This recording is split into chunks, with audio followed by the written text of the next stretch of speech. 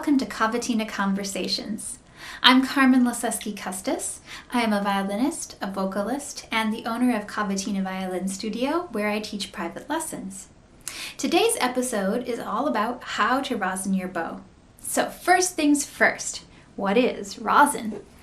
So rosin is just tree sap. That's all it is. So if you think about trees, sometimes they get that sticky stuff on them. Or if you ever sit too close to a tree, it gets that sticky texture on it. That's the sap of the tree.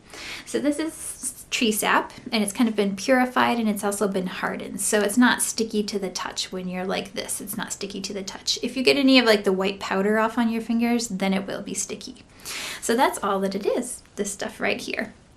And so it is sticky, and what it does is when you put it on the bow hair, this stuff right here, it makes the hair of the bow a little bit sticky as well too. And that allows the bow to grip the strings. Because if you think about it, when there's no rosin on the bow hair, if you've ever tried to play on a bow that hasn't been rosined, it just kind of slides right off the surface of the string. It doesn't grip, it doesn't produce any sound at all. Because your strings are smooth, and an unrosined bow is a smooth texture as well too. So we have two smooth textures. They kind of cancel each other out.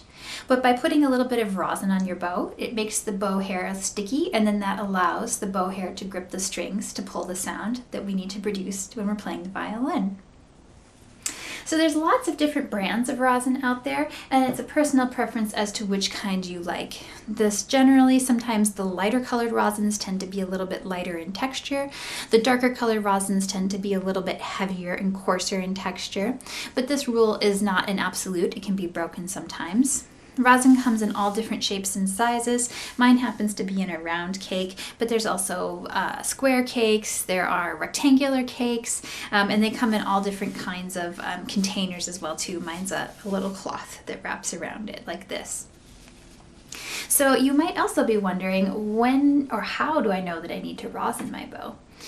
If you've been playing for a while, the best way to tell is by the feel of the bow on the string. If it feels like it's really hard to get your bow to grip the string, you're really having to put a lot of arm weight into the string to get it to grip, and your bow's just kind of sliding out from under you, or not producing tone, or producing patchy tone where maybe it sounds really great and then it stops and then it's really great again, that's probably an indication that you need some rosin on your bow.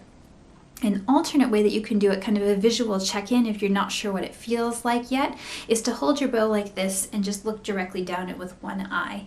If you have enough rosin on your bow, the hair of your bow will be white, kind of all the way from the frog down to the tip, because when we put the rosin on our bow, it comes off as this white powdery texture.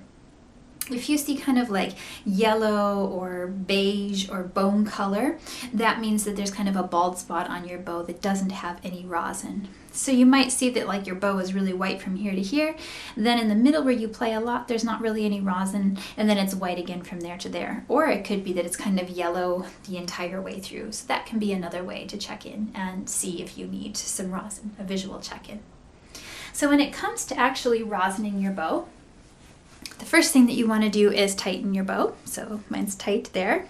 And then you want to get your rosin ready to go. You want to make sure that your bow hair is only going to be coming in contact with the surface of the rosin.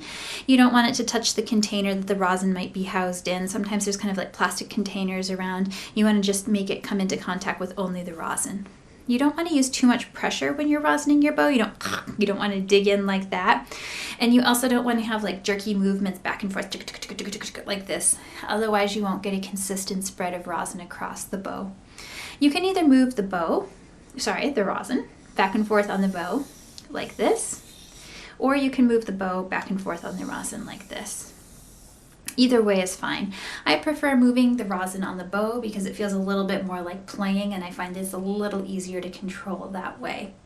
When you're doing this, you want to have a nice smooth movement. You want to go not too heavy with the pressure. You want to move all the way from here and then back all the way down again like this. Go back and forth maybe like 2 or 3 times depending.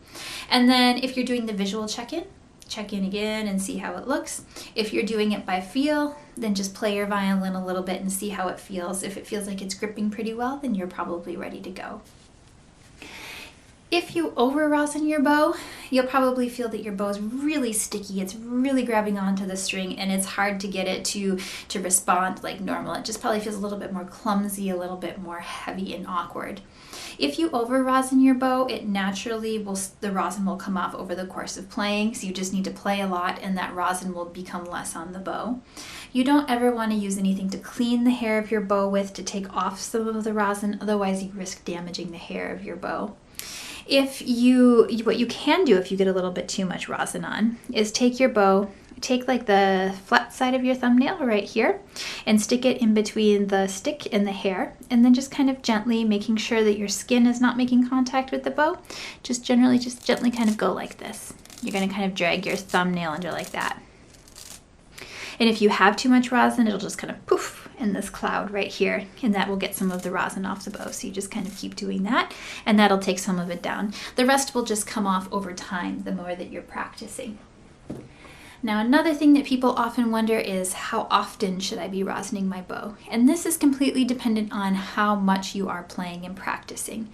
If you're playing about a half hour every day, give or take a little bit, you probably need to rosin your bow about once a week, give or take, maybe a little less, maybe a little bit more. If you are playing 5, 6, 7, 8 hours a day, then you're probably going to be rosining your bow every day, maybe every other day if you're doing that much practice time. So if you're playing 1 or 2 hours a day, maybe you're finding every other day or every 3 days. It really kind of depends. And the last thing that will affect how often you need to rosin your bow is how new or fresh the hair is on your bow. Fresh hair or new hair has a lot more natural grip and texture to it, so you don't need as much rosin. Hair that's older, that's been played a lot, that needs more rosin in order to get a grip on it. So you might find that you need to rosin your bow more frequently the older the hair gets, and less frequency with the fresher hair. And the last thing is, if you have a fresh cake of rosin, it is going to be, you can kind of see in the middle of my rosin, there's this shiny spot in the middle. When my rosin is completely new, that entire top surface is going to be shiny, and it's not going to have really any catch on it at all. And if I have like a bow that has fresh hair, it's going to be another thing where we have a shiny surface against another shiny surface. Generally, when you have your bow rehaired, they'll put a little bit of rosin on for you. So if you have a bow that has a little bit of rosin on it, you can just kind of rosin over that shiny spot, and then it'll start to kind of pick up, and then you won't have as much of that shiny surface left, and it'll start to grip again. Some people like to scratch the rosin to create a little bit of like roughness for the bow to grab to. But this kind of damages your rosin. So if you can use, your existing bow and just kind of get that fresh cake of rosin started, that will save your rosin as well. So that is all for today's episode. I hope you enjoyed. If you have any questions about rosining your bows, anything in general, feel free to leave me a message in the comments below. And until next time, happy practicing.